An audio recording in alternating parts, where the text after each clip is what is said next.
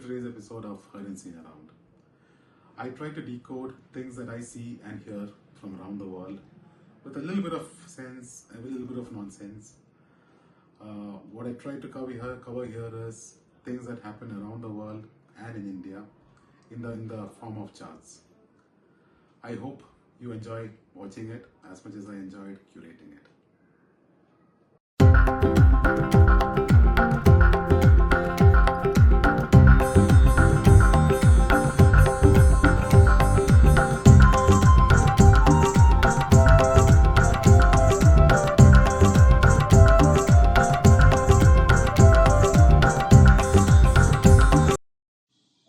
Foreign investors just can't quit American stocks.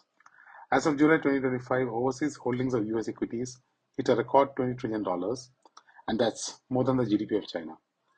After a brief dip earlier in the year, global capital is flooding back into US markets, chasing the tech rally. Why? Because in a shaky global economy, US equities still look like the least risky roller coaster in town. But here's a twist. The more the world piles in, the more Wall Street becomes the world's balance sheet. India states ambitious budgets but risky math. India states are dreaming big, but maybe a little too big. For FY26, most have tabled ambitious revenue and spending targets, even though many have missed their FY25 goals. Revenue projections are rosy, capital spending is up nearly 30%, but the fiscal math just doesn't quite add up. Fiscal deficits are hovering near 3% of state GDP, and debt ratios remain stubbornly high, even under very optimistic growth assumptions. Translation: states are betting on faster collections and generous central transfers to balance their books. India's IPO pipeline is quite overflowing. Over 75,000 crores of IPOs are lined up, and the names are as diverse as the economy itself. At the top, Tata Capital with a 17,000 crore issue, followed by LG Electronics India, ICICI Prudential AMC, and fintechs like Grow and Pine Labs. Even Physicswala, India's edtech star, is joining the party, proving that investor appetite isn't limited to old school finance. From hospitality to healthcare, the IPO runway is packed. The big question: whether markets have the liquidity and the stamina to absorb this all.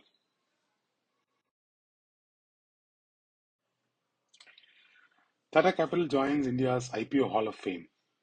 India's IPO charts are getting another heavyweight entry, Tata Capital, with a blockbuster 15,500 crore issue. That puts it up right there with the giants, Coal India, Paytm, and even the LIC mega issue of 2022. Only Hyundai Motors' 27,800 crore IPO could outshine if priced at the top end. For Tata Capital, this isn't just a listing, it's a statement, a vote of confidence in India's financial sector, just as credit demand is growing. And for markets, is another test of investor appetite in a year already bursting with big ticket offerings. India's online shoppers are back and they're spending big. In the first 6 days of the 2025 festive season, e-commerce sales hit 45,000 crores, up 22% from last year. That is the strongest growth since 2022.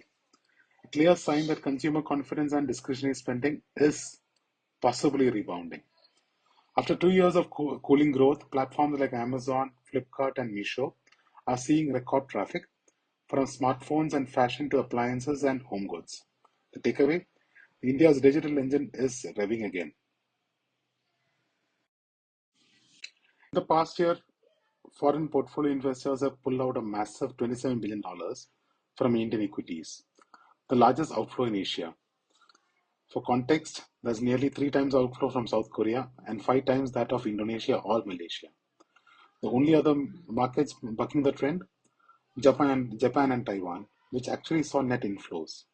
So what's driving this great exit? Rising US yields, investors rotating towards developed markets. Actually a classic risk-off behavior. But here's the twist. Despite the record outflows, India's markets remain near all-time highs. Okay, we are slightly off, proving that domestic money is now the real heavyweight in this ring. When it comes to electricity, India's story is still written in black, coal black. This chart shows nearly 75% of India's power generation in 2024 still comes from coal, only slightly lower than what it was 4 decades ago. Renewables like solar and wind are rising fast, but they're still playing catch up, together making up less than 20% of the total output. Hydropower has held steady while gas and nuclear remain marginal players. The good news? India's clean energy capacity is growing at record speed. The challenge? Balancing the green push with the reality that coal still keeps the lights and factories on. In short, India's energy transition isn't a sprint, it's a long distance run powered by sunlight and soot.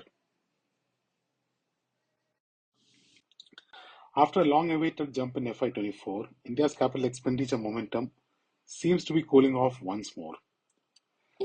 Total project capex from new and ongoing projects hit around 4.5 trillion rupees last year, but FY25 shows a slight tapering. The data tells a familiar story. Public spending fired up the capex engine, but private investment hasn't fully taken the baton yet.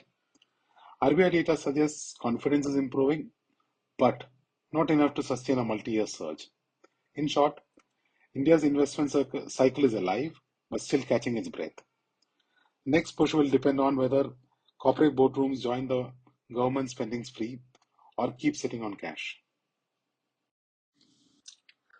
London, once the crown jewel of global finance, has officially dropped out of the world's top 20 IPO markets. The 2025 leadership board is dominated by the US, pulling in nearly $53 billion in listings, followed by Hong Kong and China. India now ranks the fourth, raising over $11 billion, cementing its position as India's next big capital market hub.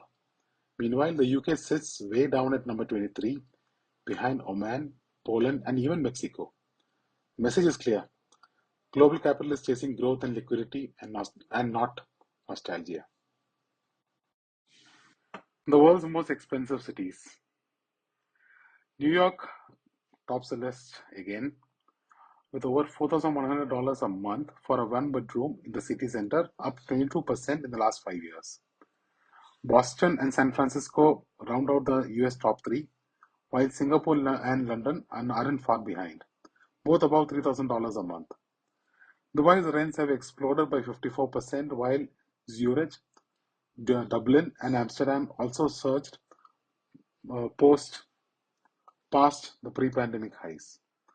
Even cities like Sydney and Vancouver now cost more than $2,000 a month. The patterns are clear. Rents are rising faster than wages almost everywhere. So whether it's Manhattan or Bombay, 2025's housing mantra remains the same. Live small, pay big.